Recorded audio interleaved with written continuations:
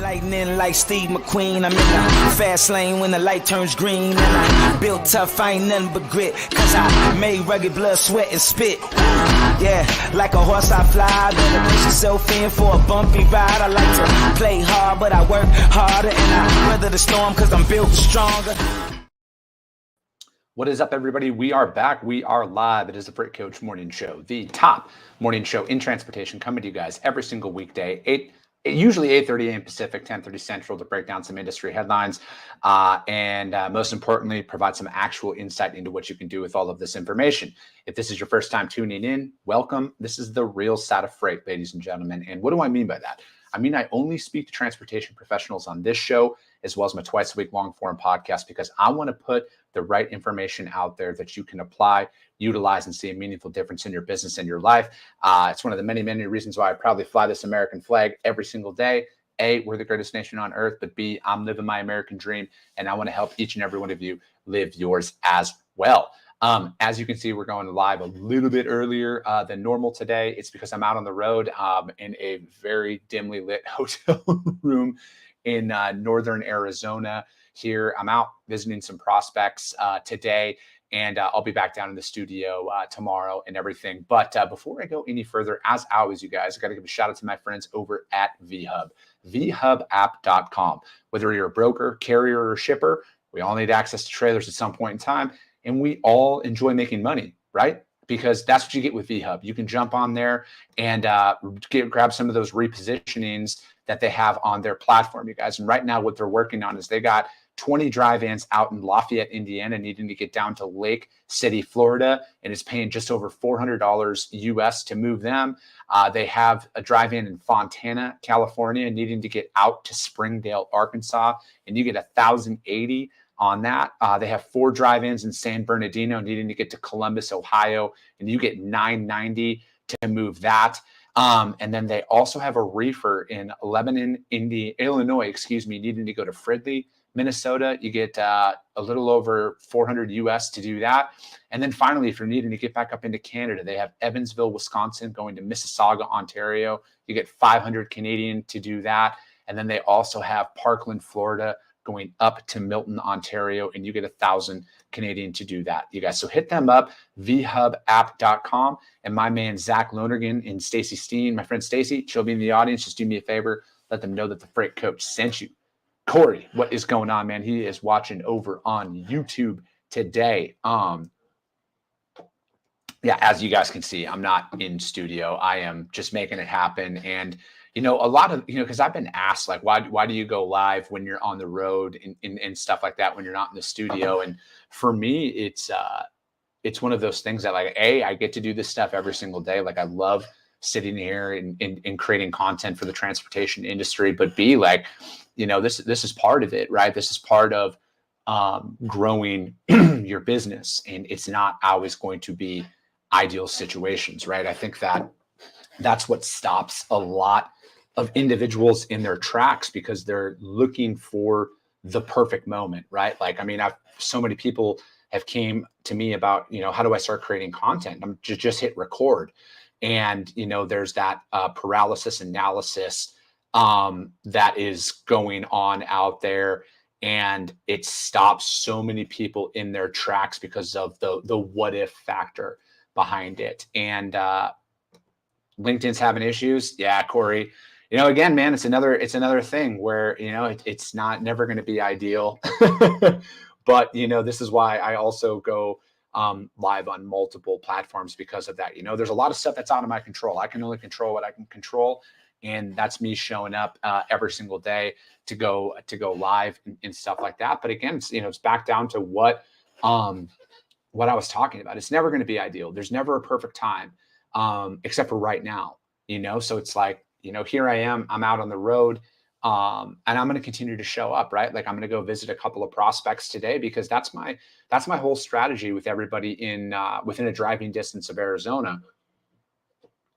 I'm up in northern Arizona right now, and I just want to meet people, right? Like, I want, and everything's a risk, right? Like, I don't know what's going to happen today. I know one thing though, me showing face and you or anybody showing face with a prospect is always going to be better than not. So it's like, get out there and meet people.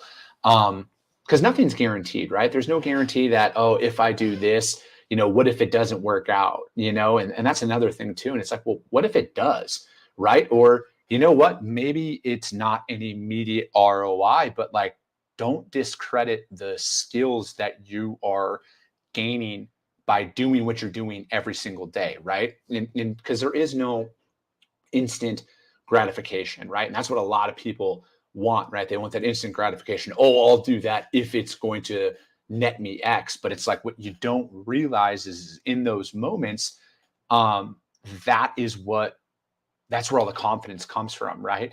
That's what that all the results that everybody wants to go after and get are in the work, right? It's getting out there, it's meeting people. If you want to be better at sales calls, make more sales calls, right? If you want to be better at more site visits, try and do more site visits and everything. And same thing with content. If you want to get better at creating content, just fucking create more content.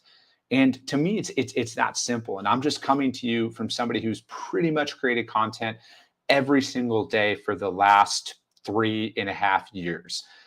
It comes in repetition, in everything. And then it kind of comes into your routine, right? And it's always doing what others aren't willing to do. And that's the same thing in creating content. It's the same thing in selling freight and building your business is, are you willing to do what others aren't willing to do?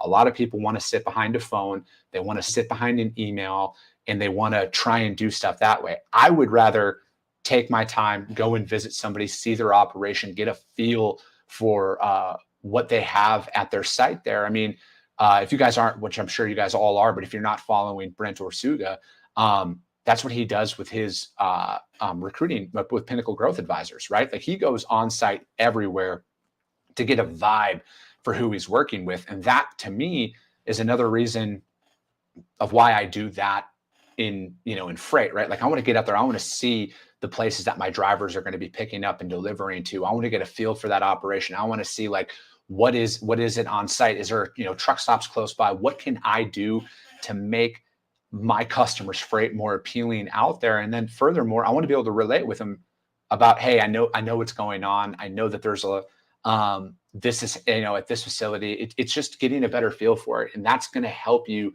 so much more long-term, right? So I think that at the end of the day, get out there and visit as many places as possible, right? And yeah, you know what? It might be awkward the first couple of times. I'm sure, it was awkward. I mean, everybody gets nervous, even to this day, right? Like I've been doing freight sales for, 12 years now. And I still get that nerve of meeting somebody for the first time, nervousness and everything else is, it happens. It's part of it. But you can't let it stop you in the moment from achieving the stuff that you want to achieve. Because like, just remember, and again, I've been talking about him a lot lately on this show, but Alex Hermosi, I'm in the middle on my drive up here yesterday. I was listening to a podcast that he was on and doing his interview, and it was talking about getting out there. And, if you're nervous about doing stuff, and because he had correlated it to death, right? He's like, in 100 years, anybody out there that you think is doubting you or yourself, I mean, you're going to be dead anyway, so it doesn't matter. And, I always look at a lot of things of what happens if it does work, right? Like, there's always that, what if it doesn't? What if nobody wants to work with me? Or what if nobody likes my stuff and everything else? But what if it does? Right? And you'll never know unless you try. And I can say this with 1000% certainty, no matter what, at least I try, right? And I'm going to try my fucking best every single day to get out there and do what I do. Yeah, I'm going to get my teeth kicked in a lot. Yeah, I'm going to have a lot of self-doubt and everything else because I'm a human being at the end of the day. I'll just openly admit it. But I know for a fact that action is going to cure all the anxiety that you may have about attacking something, right? So just get out there and attack it and make things happen. Stephen Thompson, good morning. James Courier, what's up, man? Absolutely. People appreciate the effort. I appreciate that, man. And yeah, I know Corey Buchan was telling me that there are some issues over on LinkedIn. Again, I'm only controlling what I can control. And that's me showing up and hitting hitting go live and breaking down some news here. Diesel's up again, you guys, FYI. So it's up to $4.63 a gallon nationwide. I get all of this information from the EIA. EIA.gov is where I go to on that. So hit them up, check on that. And then, that's another thing to take into consideration as you're pricing out freight here, you guys, is as fuel is going up, which in turn should mean rates are going to increase. And again, as you guys can see up in the upper hand of my corner there, green screens, they have the most accurate, up-to-date rating out there. You guys, I literally use them every single day. Every single load I'm winning right now inside of Freight Coach Logistics is because of what the price that I get off of green screens. You guys hit them up, greenscreens.ai/freightcoach, and check them out, because that's what it's all about as these markets change, because no matter what, markets are changing right now, you guys, whether you want to admit it or not. Your boy's giving you about a 7-month heads up before things get real out there, and you want to get ahead of it. You want to have the most accurate pricing, especially as you're building up with new customers that, you don't have a contracted rate. Everything's spot market, everything's last minute, everything's same day. You got to get after it and get some accurate pricing out there, you guys. So all right, let's get into some articles here. We got a couple of them. First article that we are going to break down, and as always, you guys, any of the articles that I do break down, the links to them will be up on the YouTube channel, The Freight Coach, as well as the Coffee with the Freight Coach audio only replay of this, which is available on iTunes and Spotify almost right after the show. First article, fleetowner.com. It's talking about in a complex trucking world, leasing makes sense.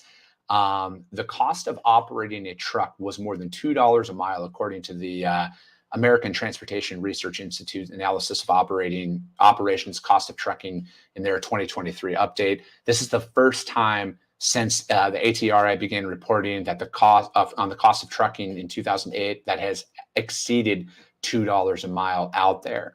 Various factors contributed to the rise, including fuel prices, increased maintenance and repair costs.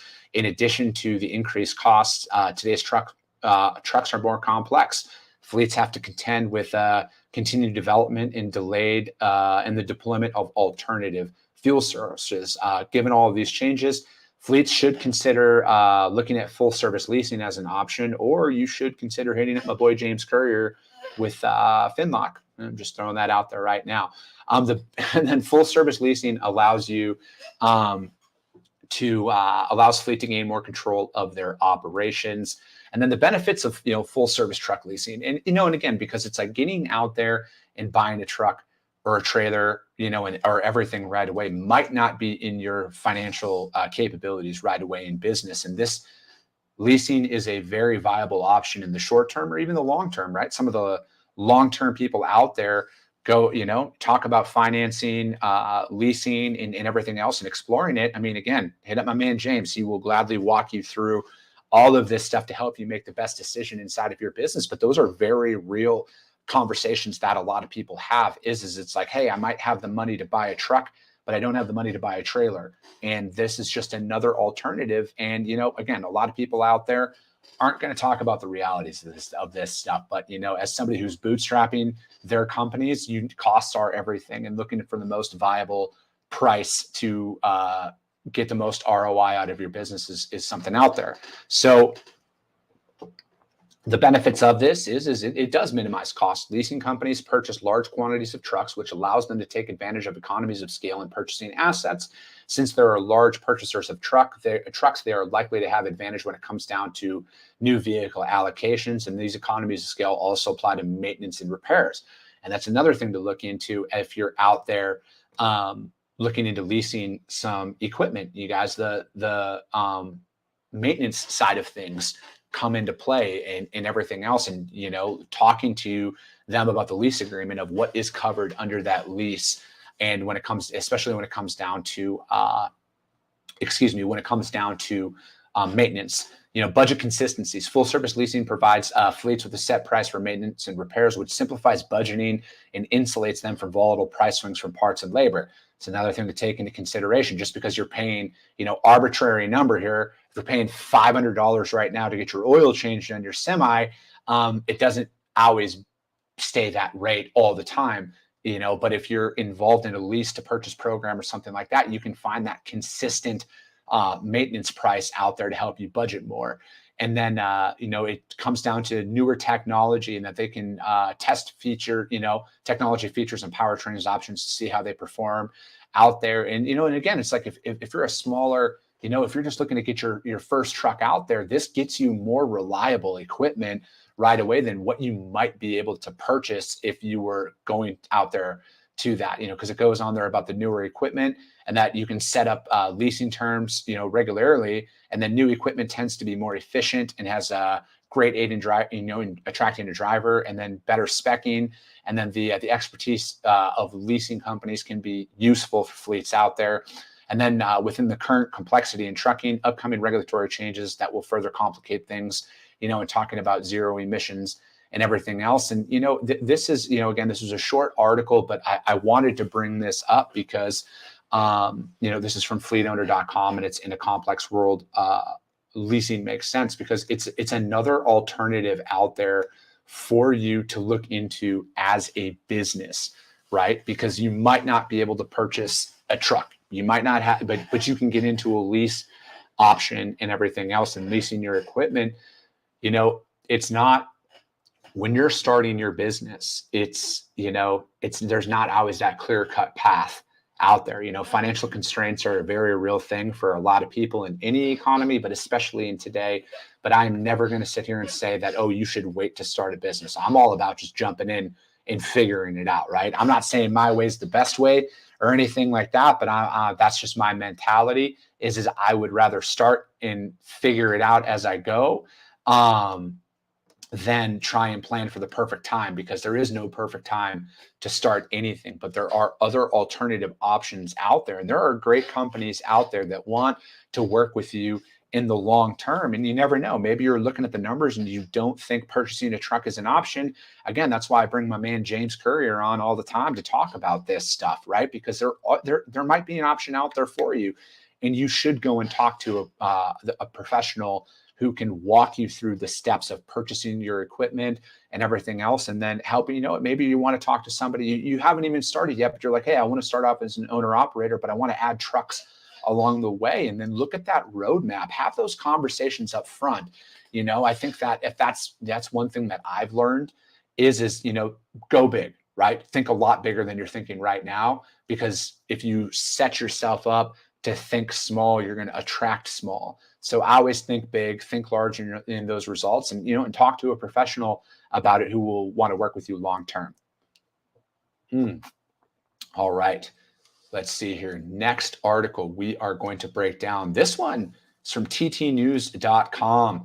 I forgot to start a poll on this, but it is. I wanted to start a poll out there and see what we all think that the yellow terminals are going to sell for, because Estes Express offers $1.52 billion out there for their terminals, and it trumps, Stalking Horse bid trumps rival Old Dominion Freight Line offer that's out there. And then Estes Express upped the ante in the fight for the 169 terminals owned by Yellow. Estes offered $1.52 billion. And the most valuable one so far out there, Old Dominion, on August 18th offered 1.5 to acquire the terminals, scuppering an additional 1.3 bid by Estes on August 17th.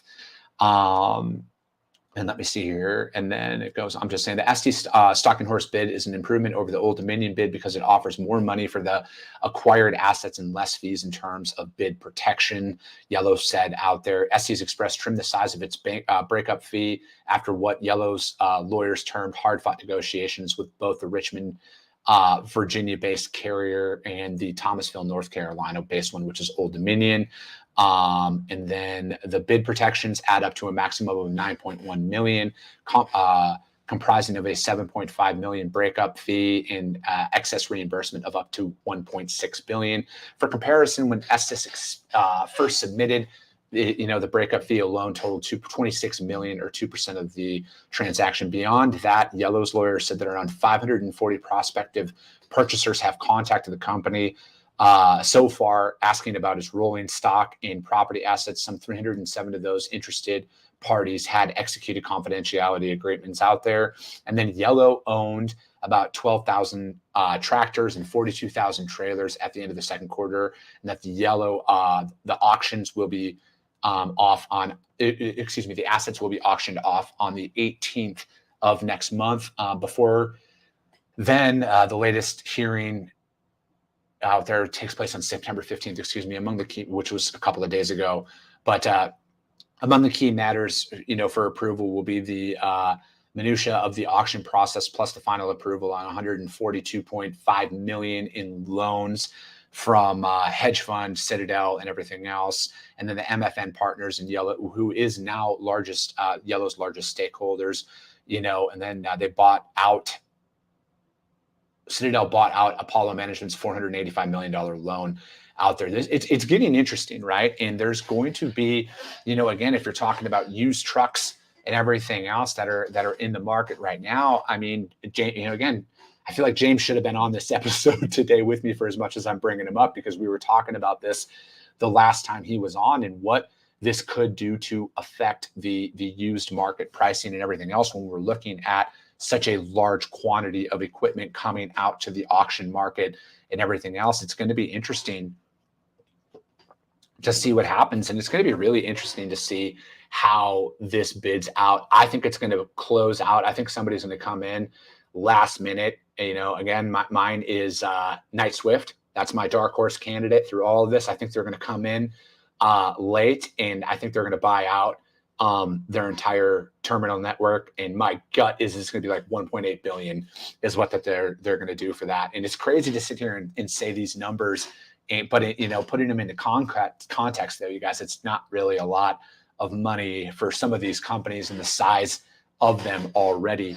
But yeah, it's going to be interesting to see these next couple of months, and especially with how the freight market is going. There's a lot of external factors. I think it could be an interesting end to the year on what this is going to be. Again, my gut, Knight Swift is going to come in and purchase all of this stuff from the Yellow terminals. My gut is it's going to be like 1.8 billion.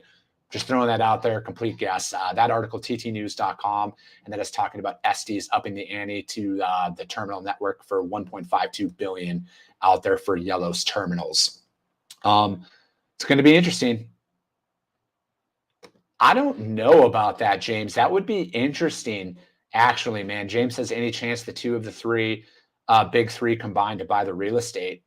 I don't know, man. I don't think so, because it would be but shit, man, at this point, I don't know. The only way I could see that happening is if they realize that there's a larger play if they split the terminals up and Yellow can get more money. I don't know, man. I'm learning through all of this, but anything could happen at this point. I could see that. Tracy St. Clair, what's going on? Good morning, watching over on YouTube. And again, I heard that there's some issues over on LinkedIn today, you guys, on the stream. Again, I'm going to continue to show up through all of this, so I know you are just poking buttons, James. All right, third and final article you're going to get to today, you guys, is from freightwaves.com, and it's sequential uptick in August CAS data, but comps to 2022 fall faster. Shipment and freight spend data published by CAS Information Systems on Monday showed sequential improvement during August, but the year-over-year declines accelerated. Volumes were up 0.8% seasonally adjusted from July, but fell 10.6% year-over-year. The drop was 1.6% points worse than the decline booked in July. And then volumes captured by CAS didn't turn negative until November last year.